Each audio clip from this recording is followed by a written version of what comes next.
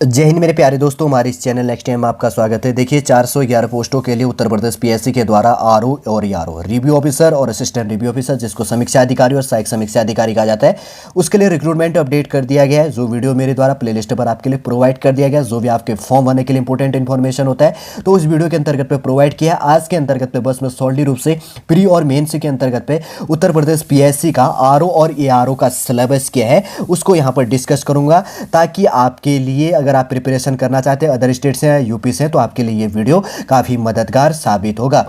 ठीक है, चलिए ज़्यादा टाइम नहीं लेंगे, अब बात करेंगे और क्या इसका सिलेबस है, क्या चीज़ आपको कैसे स्टडी करनी है, कितने टॉपिकों और कंटेंटों के अंतर्गत पे यहाँ पर बांटा गया है। देखिए सबसे पहले मैं बता देता हूँ कि उत्तर प्रदेश पीएससी बेस के अंतर्गत पे 120 मिनट का टाइम दिया जाता है, 2 घंटे का टाइम, 200 क्वेश्चन इसके अंतर्गत पे बटे होते हैं, जिसके अंतर्गत पे जीके बेस के अंतर्गत पे 140 क्वेश्चन है और उसके बाद में 60 क्वेश्चन है किसकी होती है, 60 क्वेश्चन है यहाँ पर किसका होता है, हिंदी व्याकरण ग्रामेटिकल बेस के अंतर्गत पे होता है। वो चीज़ हम यहाँ पर देख लेंगे कि क्या टॉपिक है उत्तर प्रदेश पीएससी के द्वारा आपके लिए जारी किया गया।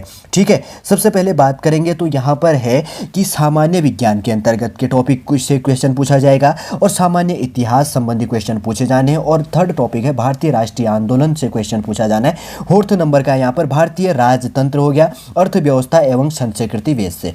फिफ्थ नंबर की बात करें तो भारतीय कृषि संबंधी हो गया, वाणिज्य एवं व्यापार संबंधी है। सिक्स नंबर की बात करें तो जनसंख्या हो गया, पर्यावरण एवं नगरीकरण हो गया, भारतीय परिप्रेक्ष्य बेस के अंतर्गत पे। 7 नंबर की बात करें तो विश्व भूगोल तथा भारत का भूगोल और प्राकृतिक संसाधन इसके अंतर्गत पाया जाता है। 8 नंबर की बात करें तो इसके अंतर्गत पे मतलब जो करंट बेस के अंतर्गत पे नेशनल और इंटरनेशनल करंट अफेयर बेस के रिलेटेड के टॉपिक इंक्लूड हो जाएंगे। 9 नंबर की बात करें तो सामान्य बौद्धिक क्षमता संबंधी थोड़ा सा रीजनिंग संबंधी क्वेश्चन है इसमें इंक्लूड हो जाता है, बौद्धिक परीक्षण संबंधी। और 10th नंबर की बात करें तो 10वें नंबर का है उत्तर प्रदेश बेस के अंतर्गत पे शिक्षा, संस्कृति, कृषि, उद्योग, व्यापार एवं रहन सहन और सामाजिक प्रथाओं के संबंध में विशिष्ट जानकारी होनी चाहिए। 10 टॉपिकों से आपको 140 क्वेश्चन पूछा जाना है प्री के अंतर्गत पे।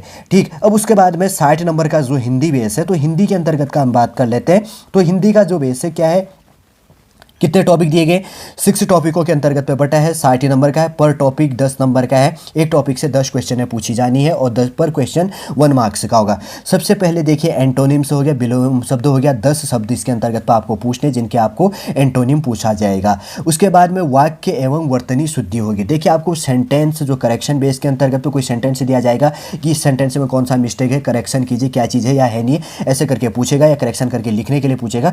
तो 10 वाक्य इसके अंतर्गत पर आपके लिए पूछे जाने। फिर उसके बाद में थर्ड नंबर की बात करें तो अनेक शब्दों के लिए एक शब्द, 1 वर्ड सब्स्टिट्यूशन जिसको कहा जाता है, तो 10 शब्द इसके अंतर्गत में पूछना है, पर क्वेश्चन 1 मार्क्स का। उसके बाद में तत्सम तद्भव पूछा जाएगा, प्योर एंड इम्प्योर जो बेस आ जाता है, तो इसके अंतर्गत पे क्या होगा, 10 शब्द यहाँ पर पूछे जाने। फिर उसके बाद में विशेष्य और विशेषण संबंधी 10 शब्द पूछे जाने। उसके बाद में पर्यायवाची हो गया, सिनोनिम होगा, 10 शब्द इसके अंतर्गत पूछे जाने। तो 60 नंबर का हिंदी बेस हो गया। ठीक है, टोटल 200 नंबर का आपका पेपर हो गया, जिसके अंतर्गत पे जनरल स्टडीज और साथ में क्या किया गया, हिंदी ग्रामेटिकल बेस इंक्लूड किया गया है। जनरल स्टडीज बेस के अंतर्गत पे 140 क्वेश्चन और जनरल हिंदी बेस के अंतर्गत पे 60 क्वेश्चन है। ऑब्जेक्टिव टाइप का होगा, ये चीज़ भी आपको ध्यान में रखना है। तो आप समझ गए होंगे कि प्री का सिलेबस आरओ ईआरओ का क्या चीज़ है।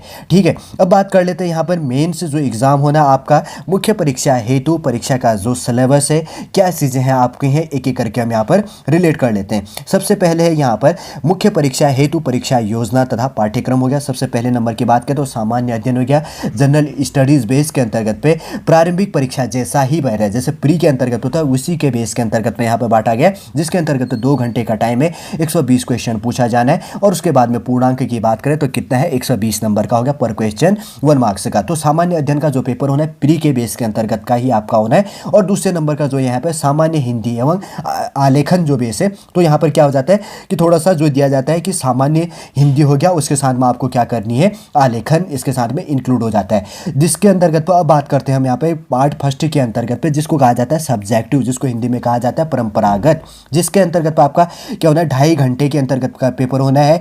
कितना है, 2.5 घंटे का पेपर होना है। अगर बात करेंगे तो क्या चीज़ है, अब ये चीज़ यहाँ पर देख लेते हैं। ठीक है, 150 मिनट का टाइम देना है। 150 मिनट के अंतर्गत पर आपको पूर्णांक 100 नंबर का है, जहाँ पर क्या चीज़ पूछा जाएगा, एक एक करके बात करते हैं। तो सबसे पहला टॉपिक आ जाता है यहाँ पर टॉपिक के अंतर्गत पे दिए हुए गद्यांश का शीर्षक लिखना, सारांश एवं 3 रेखांकित अंशों की व्याख्या करना है, जिसके अंतर्गत पे एक गद्यांश का शीर्षक 3 नंबर का और सारांश संबंधी 6 नंबर का और 3 रेखांकित अंशों की जो व्याख्या करनी है 12 नंबर का। ऐसे करके टॉपिक बांटा जाएगा, जो कितना हो गया 21 नंबर का, 20th फर्स्ट मार्क्स का इसके अंतर्गत पे इंक्लूड हो जाता है। फिर उसके बाद में दूसरा टॉपिक आ जाता है, किसी दिए गए सरकारी पत्र का सारणीय रूप लिखना है। टेबलर्स फॉर्म आपको इसको लिखना है, मैं सार लेखन आपको लिखनी है, सार लिखना है, ठीक है ना। तो आपका क्या है 15 नंबर का इसके अंतर्गत पे पूछा जाना है। फिर उसके बाद में 3rd नंबर का है पत्राचार, पत्र लिखने आपको 24 नंबर का है। 24 नंबर का है एक शासकीय अर्धशासकीय पत्र पूछेगा, एक कार्यालय और आदेश या ज्ञापन या परिपत्र पूछा जाएगा। एक 3rd नंबर का टॉपिक है विज्ञप्ति हो गया, टिप्पण एवं प्रतिवेदन हो गया या अनुस्मारक हो गया। 3 टॉपिकों के बेस के अंतर्गत आपको क्या करनी है, लेटर राइटिंग इसके अंतर्गत पे करना है। पहले गद्यांश दिया जाएगा, जिसके अंतर्गत शीर्षक सार हो गया, 3 रेखांकित अंशों की व्याख्या करनी है, 21 मार्क्स का हो गया। फिर उसके बाद में आपको एक गद्यांश का सार लिखना है 15 नंबर का। उसके बाद में आपको लेटर राइटिंग करनी है 24 मार्क्स का। और उसके बाद में 4th नंबर की बात करेंगे तो क्या है कि जैसे यहाँ पर लिखा गया है कि परिभाषिक शब्दावली हो गया, प्रशासनिक एवं वाणिज्यिक शब्दावली हो गया। जैसे अंग्रेजी से हिंदी में 5 शब्द आपको ट्रांसलेट करना है, उस बेस में दिया जाएगा 10 नंबर का। पर क्वेश्चन कितना होगा, 2 मार्क्स का होगा पर वर्ड जैसे कहेंगे। फिर हिंदी से अंग्रेजी में आपको क्या करना होगा, कन्वर्ट करना होगा, तो 5 शब्द इसके अंतर्गत पे, तो 10 अंक का इसमें दिया जाएगा। मुहावरे और लोकोक्तियाँ इसके अंतर्गत पे 5 पूछी जाएंगी, जिसमें क्या हो गया ये 10 अंक का इसके अंतर्गत पे पूछा जाना है। फिर उसके बाद में 5 नंबर की बात करें तो इसमें कंप्यूटर नॉलेज आपको 10 अंक के यहाँ पर 10 क्वेश्चन लगभग एवरेज पूछ लेगा, ठीक है। पार्ट फर्स्ट के अंतर्गत पे तो आप समझ गए होंगे। पार्ट बी के अंतर्गत पे जब हम पूछेंगे बात करेंगे तो ऑब्जेक्टिव टाइप से, जिसके अंतर्गत पे आपको क्या है सबसे पहले यहाँ पर 60 नंबर का हिंदी ग्रामेटिकल बेस आना है, आधे घंटे का जो टाइमिंग इसके अंतर्गत पे दिया जाना है। तो इसके अंतर्गत पे विलोम शब्द है, 6 शब्द पूछा जाना है, पर वो शब्द 2 नंबर का है, तो 12 मार्क्स का इसके अंतर्गत हो गया। दूसरा हो गया वाक्य एवं वर्तनी शुद्धि होगी, 6 वाक्य इसके अंतर्गत पे दिए जाएंगे, 6 सेंटेंस इस बेस के अंतर्गत पे 12 मार्क्स का आ जाता है। फिर उसके बाद में 3rd हो गया 1 वर्ड सब्स्टिट्यूशन हो गया, 6 वर्ड दिए जाएंगे, 12 मार्क्स का हो गया। उसके बाद में तत्सम एवं तद्भव हो गया, प्योर एंड इम्प्योर हो गया, जिसको 6 वर्ड दिए जाएंगे, 12 मार्क्स का होगा। फिर उसके बाद में विशेष्य तथा विशेषण दिया जाएगा, 6 वर्ड इसके अंतर्गत पा जाएंगे, 12 मार्क्स का होगा। तो हिंदी ग्रामेटिकल बेस के अंतर्गत जो सामान्य शब्द ज्ञान एवं व्याकरण संबंधी है पार्ट बी के अंतर्गत पे, तो ऑब्जेक्टिव बेस के अंतर्गत पे तो 60 पूर्णांक का 60 मार्क्स का इसके अंतर्गत पा जाता है, और आधे घंटे के अंतर्गत आपको इसको सॉल्व करनी है। 3rd नंबर का आ जाता है यहाँ पर हिंदी निबंध बेस के अंतर्गत पे। तो देख लेते हैं हिंदी निबंध बेस आपका ऐसे राइटिंग बेस क्या है, सॉरी हाँ ऐसे राइटिंग का बेस क्या है। तो 3 घंटे का आपको टाइमिंग दिया जाएगा, इसमें पूर्णांक 120 नंबर का होगा, जिसके अंतर्गत पे क्या कहा गया है कि इस प्रश्न पत्र के अंतर्गत पर 3 प्रश्न होंगे, प्रत्येक प्रश्न के एक शीर्षक क ख ग घ का चयन ABC करते हुए, मतलब दी गई शब्द सीमा में कुल 3 शब्द 3 निबंध आपको लिखने। पहले टॉपिक से 3 ऐसे, दूसरे से भी 3 ऐसे, सॉरी 3 टॉपिकों में से एक ऐसे, और 3rd टॉपिक में से भी आपको क्या करना है एक ऐसे इसके अंतर्गत पे लिखनी है। सबसे पहले बात करेंगे तो साहित्य और संस्कृति बेस में, सामाजिक क्षेत्र के बेस में और राजनीतिक बेस के अंतर्गत पे 600 वर्डों के अंतर्गत पे आपको ऐसे लिखना है 40 नंबर का। इसमें से आपको 3 ऐसे देगा तो देगा, ठीक है, याद रखना 3, एक इस टॉपिक से देगा, इस टॉपिक से और तीसरे टॉपिक से। साहित्य और संस्कृति बेस से एक ऐसे आएगा, सामाजिक क्षेत्र बेस से एक ऐसे हो गया, राजनीतिक क्षेत्र के बेस से तो उसको आपको 600 वर्डों के बेस के अंतर्गत पे एक ऐसे लिखनी है, एक यहाँ से लिखना है। फिर एक दूसरा आएगा जिसके अंतर्गत पे विज्ञान और पर्यावरण एवं प्रौद्योगिकी से एक ऐसे लिखना, और एक आर्थिकी क्षेत्र से होगा, एक कृषि एवं व्यापार होगा। इन 3 टॉपिकों के अंतर्गत से आपको एक ऐसे लिखनी होगी, इन 3 टॉपिकों के बेस से भी एक ऐसे लिखना होगा। और वर्ड लिमिट कितना है 600 है, 40 मार्क्स का 40 अंक का, इसमें भी आपको ऐसे लिखनी होगी।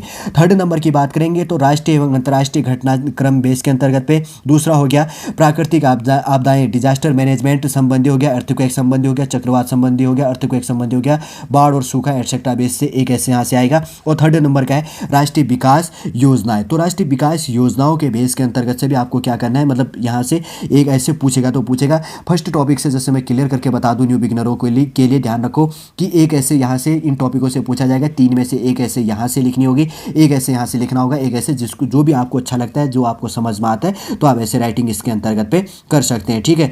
देखिए उसके बाद में बात करेंगे तो जो यहाँ पर पेपर पैटर्न में बैठा है, तो जो मेन से पेपर होना है आपका कितना है 120 नंबर का हो गया, 160 नंबर का हो गया, 120 नंबर का हो गया, और टोटल कितना हो गया 400 मार्क्स का यहाँ पे मेन से का एग्जाम हो जाता है, ठीक है। वैसे सॉलिड रूप से समझ गए होंगे जो हिंदी निबंध राइटिंग कैसे करनी है आपको 120 नंबर का। फिर उसके बाद में जो दूसरा पैटर्न इसके अंतर्गत में जो बटा है ये पूरा एक साथ है, ठीक है ना। जो यहाँ पर ये वाला बेस वाला है कि सामान्य हिंदी लेखन वाला जो बेस है, तो सामान्य हिंदी के अंतर्गत पे थोड़ा सा ए बी पार्ट के अंतर्गत पर जो बांटा गया है, तो एक साथ में यहाँ पर इंक्लूड है 100 नंबर का, ये हो गया 60 नंबर का हिंदी व्याकरण नीचे अंतर्गत पे इंक्लूड हो जा रहा है, तो कितने नंबर का 160 नंबर का होगा। फिर उसके बाद में जो पहला पैटर्न बेस इंक्लूड हो जा रहा है, तो वो कितने नंबर का है यहाँ पे जो लास्ट पे लिखा गया है यहाँ पर 120 नंबर का है। तो आप समझ गए होंगे सॉलिड रूप से मेंस का और प्री का जो सिलेबस है, प्री के अंतर्गत पे 200 नंबर का और मेंस का कितना है 400 नंबर का। यूपीपीएससी बेस के लिए जो आपके लिए ये सिलेबस क्या हो जाता है, काफ़ी इंपॉर्टेंट हो जाता है। कैसे यहाँ पर सिलेबस बांटा गया है सॉलिड रूप से मेरे द्वारा आपके लिए यहाँ पर प्रोवाइड कर दिया गया। उम्मीद करूंगा दोस्तों आप समझ गए होंगे। यदि आप उत्तर प्रदेश पीएससी का प्रिपरेशन कर रहे हैं तो सिलेबस बहुत अच्छा है और आराम से सिलेबस टू सिलेबस आप अगर आप पढ़ेंगे तो आपका एग्जाम ऑटोमेटिकली रूप से क्वालिफाई हो जाएगा। आपके सिलेबस बेस से एग्जामिनर क्वेश्चन भी इसके अंतर्गत पे पूछेगा। ठीक है, चलिए दोस्तों समझ गए होंगे सॉलिड रूप से। वीडियो हम यहीं पर समाप्त करते हैं। नेक्स्ट क्लास के अंतर्गत पे हम आपसे मिलेंगे। जय हिंद, जय भारत।